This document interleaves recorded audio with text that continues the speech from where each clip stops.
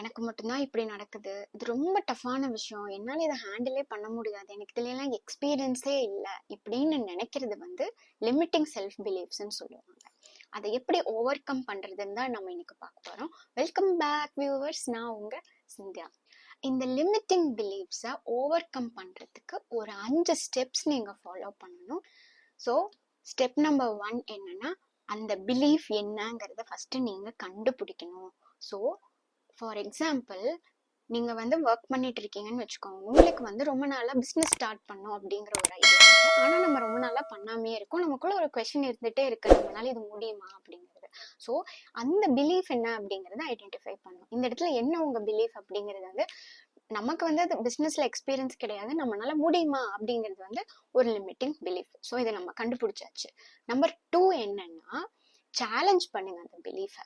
கேளுங்க, ஏன் முடியாது, என்னால கண்டிப்பா முடியும். ஸோ அந்த பிலீஃப்கே நீங்க சேலஞ்ச் பண்ணுங்க.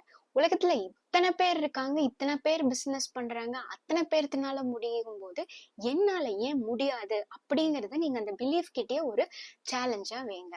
நம்பர் 3, ரீப்ளேஸ் பண்ணுங்க பிலீஃப. ஏன்னா இப்ப நமக்கு தெரிஞ்சிருச்சு, அப்போ வந்து ரீப்ளேஸ் பண்ணுங்க இம்மீடியட்டா. நெக்ஸ்ட் டைம் நீங்க ஆக்ஷன்ல இறங்கும் போது மறுபடியும் அந்த லிமிட்டிங் பிலீஃப் வரும் நம்ம தலையில வந்து அது கொட்டும்.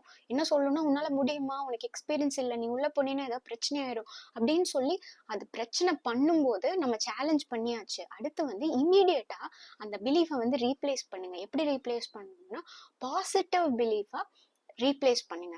ஸோ எத்தனையோ பேர் வந்து ஸ்டார்ட் அப் ஜீரோல இருந்து ஆரம்பிச்சு சக்சஸ் ஆனவங்க எத்தனையோ பேர் இருக்காங்க. ஏதோ ஒரு ஸ்டோரி எடுத்துட்டு வந்து உங்க மண்டக்குள்ள போடுங்க. இந்த மாதிரி பாசிட்டிவ் ஆன விஷயத்த ரீப்ளேஸ் பண்ணும்போது ஈஸியா நம்ம அதுல இருந்து ஓவர் கம் பண்ணி வெளியே வந்துடலாம். 4வது ஸ்டெப் என்ன அப்படின்னா, ஸ்மால் ஆக்ஷன்ஸ். சின்ன சின்ன விஷயம் நீங்க வந்து கண்டிப்பா பண்ணியே ஆகணும்.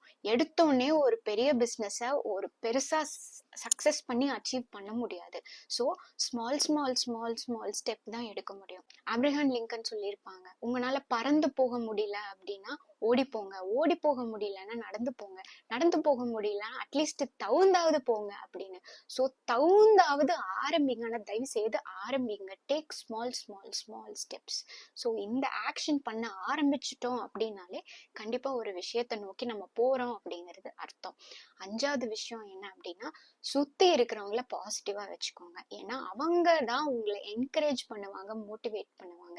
நெகட்டிவா பேசுறாங்க, உன்னால முடியாது, உனக்கு இதுல எக்ஸ்பீரியன்ஸ் இல்ல, நீ பண்ணினா நீ லாஸ் ஆயிருவ அப்படிங்கிற மாதிரி நெகட்டிவான பீப்புளை வச்சுக்காதீங்க. ஸோ பாசிட்டிவா இருக்கிற பர்சனோட இருங்க, அவங்களோட டிராவல் பண்ணுங்க. ஒரு நல்ல பாசிட்டிவ் பீர் குரூப்போட டிராவல் பண்ணுங்க. ஸோ அப்படி இருக்கும்போது ஈஸியா இந்த லிமிட்டிங் பிலீஃப்ஸ்ல இருந்து நீங்க வெளியே வர முடியும். ஸோ இன்னைக்கு கமெண்ட்ல மென்ஷன் பண்ணுங்க, உங்க லைஃப்ல நீங்க வச்சிருக்கிற லிமிட்டிங் பிலீஃப் என்ன அப்படிங்கறது கீழே கமெண்ட்ல மென்ஷன் பண்ணுங்க. தேங்க்ஸ் ஃபார் வாட்சிங். Have a great